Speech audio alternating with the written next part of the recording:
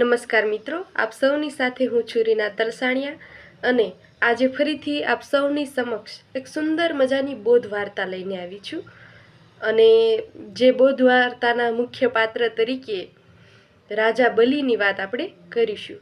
સર્વપ્રથમ આપણે વાત કરીએ તો રાજા બલિ કોણ હતા? તો આપણે સૌ હિરણ્યકશ્યપને જાણીએ છીએ અને હિરણ્યકશ્યપના પુત્ર એટલે પ્રહલાદ અને પ્રહલાદના પુત્ર એટલે વિરોચન અને વિરોચનના પુત્ર એટલે રાજા બલિ। જેવી રીતે આપણે સૌ જાણીએ છીએ કે હિરણ્યકશ્યપ પોતાને ભગવાન માનતા અને બધા લોકોને ડરાવતા કે બધા જ લોકો મને જ ભગવાન માનો, અને એમના દીકરા એટલે પ્રહલાદ પોતે સાચા ઈશ્વર ભક્ત। એવી ને એવી રીતે પ્રહલાદના પુત્ર વિરોચન છે એ ખૂબ દાનવીર તરીકે ઓળખાતા હતા। એક વખત થાય છે એવું કે દેવતા ભિક્ષુક વેશ ધારણ કરીને વિરોચન રાજા પાસે આવે છે અને કહે છે કે હે રાજન, આપ મને દાન આપો। ત્યારે વિરોચન રાજા જરા પણ ક્ષણિક પણ વિચાર કર્યા વગર કહે છે કે હે ભિક્ષુક, માગો, તમારે શું જોઈએ છે? અને તરત જ જે દેવતાના રૂપમાં આવેલો ભિક્ષુક છે એ કહે છે કે મારે તમારું આયુષ્ય દાનમાં જોઈએ છે। ત્યારે પણ એ વિરોચન રાજાએ જરા પણ વિચાર કર્યા વગર પોતાનું આયુષ્ય એ દેવતાને સોંપી દીધું હતું। એટલે આવા પ્રતાપી પિતા અને રાજાના પુત્ર એટલે રાજા બલિ, એટલે એમનું જીવન અને એમના કાર્ય પણ એટલા સારા હતા।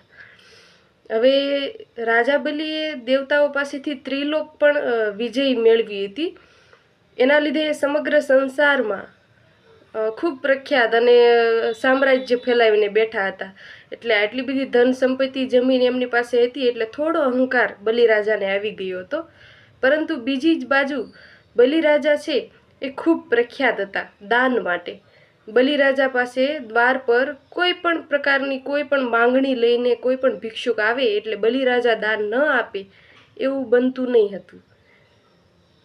એટલે બલિરાજા દાનવીર તરીકે ઓળખાતા હતા અને ખૂબ જ સત્યનિષ્ઠાથી પોતાની પાસે જે હતું એ બધું જ બધા જેમ માગતા જાય એમ આપતા જતા હતા। હવે એક વખત થાય છે એવું કે રાજા બલિ એક યજ્ઞમાં બેઠા હતા અને એ યજ્ઞમાં પોતાની સાથે પોતાના ગુરુદેવ એવા શુક્રાચાર્ય પણ બેઠા હતા, બિરાજમાન હતા। હવે યજ્ઞ ચાલી રહ્યો હતો અને યજ્ઞનો નિયમ હોય કે કોઈ પણ યજ્ઞ ચાલે છે તો એ પૂર્ણાહુતિ સુધી કોઈ પણ મધ્યમ કક્ષાએ અથવા તો વચમાં એ યજ્ઞને છોડીને જઈ શકે નહીં। એટલે બલિરાજા ખૂબ નિષ્ઠાથી પોતાનું યજ્ઞ કરી રહ્યા હતા। ત્યારે જ દેવતાઓએ વિષ્ણુ ભગવાનને પ્રાર્થના કરી કે અમારું ત્રૈલોક્ય બલિરાજા જીતી ચૂક્યા છે તો એ અમને હે કૃષ્ણ ભગવાન પાછું અપાવો।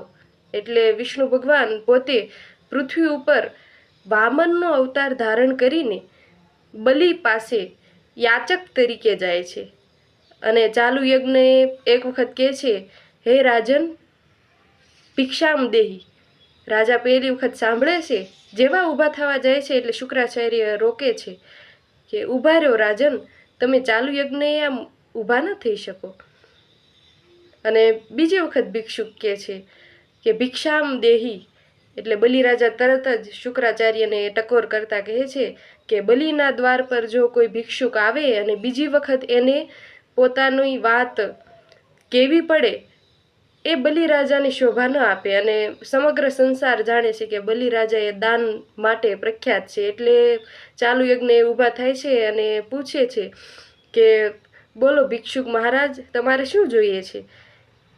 એટલે તરત જ વિષ્ણુ ભગવાન હસે છે અને બીજી બાજુ શુક્રાચાર્ય પોતાની અંતરદ્રષ્ટિથી જાણે છે કે આ ભિક્ષુકના વેશે ખરેખર કોણ આવ્યું છે?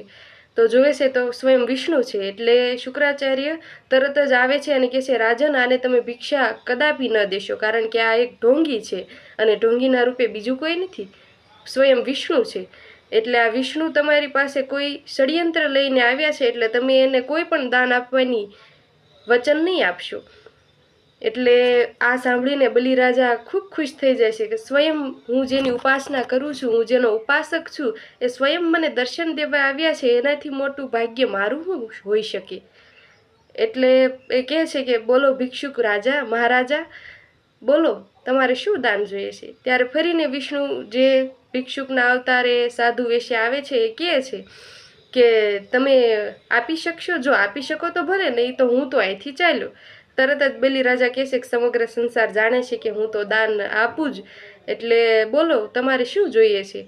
એટલે વિષ્ણુ ભગવાન જે માનવ અવતારે આવેલા છે એ કહે છે કે મારે તો કેવલ 3 પગ ભૂમિ જોઈએ છે, મારે કેવલ 3 પગ ભૂમિ જોઈએ છે, તમે આપી શકશો? એટલે બલિરાજા હસે છે અને કહે છે કે જેની પાસે સમુદ્ર આખું છે એની પાસે કોઈ એક ટીપું બૂંદ માગે તો હસવું આવે, અને કદાચ તમને માગતા શરમ નહીં આવતી હોય પણ મને દેતા શરમ આવે. એટલે તમે બોલો કેટલી ધન સંપત્તિ, હીરા જવેરાત, જમીન જોઈએ છે એ વાત કરો. છતાં પણ કૃષ્ણ ભગવાન, વિષ્ણુ ભગવાન કહે છે કે નહીં, મારે માત્ર 3 પગ ભૂમિ જોઈએ છે, બોલો આપશો? એટલે શુક્રાચાર્યને ખબર પડી જાય છે આ તો વિષ્ણુ ભગવાનનું કોઈ ને કોઈ આમાં વાત રહેલી છે, અથવા વિષ્ણુ ભગવાનનો આમાં કોઈ બીજો ઉદ્દેશ્ય છે જેનાથી બલિનું અહિત થશે. એટલે શુક્રાચાર્ય સતત ને સતત ચેતવતા રહે છે, છતાં પણ બલિરાજા છે એ માનતા નથી. બલિરાજા ધન્યતા અનુભવે છે કે સ્વયં વિષ્ણુ મારા આંગણે આવ્યા છે અને એમાં પણ હું દાન આપ્યા વગર કોઈને પાછા નથી જવા દેતો, આ તો ભગવાન છે. એટલે બલિ કહે છે ચાલો તમને 3 પગ ભૂમિ આપી. એટલે વિષ્ણુ ભગવાન કહે છે એ રીતે નહીં, તમારે સંકલ્પ લેવો પડશે, અને સંકલ્પ લેવા માટે બ્રાહ્મણ છે એ પોતાના કમંડળમાંથી પાણી અર્પણ કરે, અને એ પાણી સામેનો વ્યક્તિ ગ્રહણ કરે તો સંકલ્પ પૂરો થયો એમ ગણાય. એટલે વિષ્ણુ ભગવાન પોતે બલિરાજાના હાથમાં જેવો સંકલ્પ માટે પાણી આપવા જાય છે કમંડળમાંથી, એવા શુક્રાચાર્ય ખૂબ નાનું રૂપ ધારણ કરીને એ કમંડળના અંદર સંતાઈ જાય છે. એટલે કે પાણી અટકાવવા માટે એના નળા ઉપર એ સંતાઈ જાય છે, એના લીધે પાણી બહાર નથી આવતું. તો વિષ્ણુ ભગવાન ખૂબ ચાલાકીથી બાજુમાં પડેલું એક વસ્તુ સાઠીકડું લઈને શુક્રાચાર્યની આંખમાં નાખે છે કમંડલમાં. એટલે શુક્રાચાર્ય બહાર આવે છે, મોટું રૂપ થઈ જાય છે અને એમની આંખે ઘાવ વાગે છે અને એ ત્યાંથી ભાગી જાય છે, નાચી છૂટે છે. એટલે રાજન પોતે સંકલ્પ લે છે અને કહે છે કે આપી તમને 3 પગ ભૂમિ. એટલે વિષ્ણુ ભગવાન હસે છે, પ્રસન્ન થાય છે અને પેલો પગ માપે છે, પોતે વિશાળ વામન અવતાર લે છે અને પેલો પગ માપે છે તો આખું સમગ્ર સંસાર, ભારત વર્ષ જેટલી પણ જમીન છે બધી પેલા પગમાં આવી જાય છે. અને બીજા પગ માપે છે તો આખું સ્વર્ગ આવી જાય છે. પછી કહે છે હે બલિરાજ, મારા 2 પગમાંથી જ આ બધું પૂરું થઈ ગયું તો ત્રીજો પગ મારે મૂકવો ક્યાં? એટલે બલિરાજ કહે છે કે ભગવાન આવું ન કરો, હું દાન માટે પ્રખ્યાત છું અને જો મારી સાથે આવું થાય અને હું તો આપવા માટે તૈયાર છું પણ મારી પાસે કંઈ છે નહીં, પરંતુ મારો સંકલ્પ ના તૂટવો જોઈએ. એટલે હવે મારી પાસે માત્ર એક જ વસ્તુ છે, હે ભગવાન, મારું પોતાનું શરીર જ એવું છે કે જેના ઉપર હવે મારો અધિકાર છે. માટે હે ભગવાન, તમે મારા શિર ઉપર તમારો ત્રીજો પગ મૂકો, જેનાથી કોઈ ક્યારેય એવું ન કહી શકે કે બલિરાજાએ પોતાની શરતો અથવા તો પોતાના દાન માટે પાછળ હટ્યા હતા. એટલે વિષ્ણુ ભગવાન છે એ બલિ ઉપર પોતાનો પગ મૂકે છે અને પગ મૂકતાની સાથે જ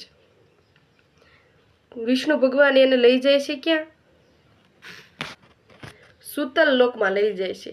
અને ત્યાં જઈને કહે છે કે માત્ર મારે ભૂમિ પ્રાપ્ત કરવાનો ફક્ત ઉદ્દેશ્ય નહોતો, ભક્ત પ્રહલાદ જેવા મારા વિશિષ્ટ ભક્ત છે એવી ભક્તિ તમારી નથી, કારણ કે તમને જ્યારે જીવનમાં સારા સુખ અને સૌંદર્ય અને ધન સંપત્તિ મળી ત્યારે તમારામાં અહંકાર ભાવના આવી હતી. એટલે તમે ખરેખર દાનવીર છો, સત્કર્મ કરો છો, એટલે તમે મારા ભક્ત છો.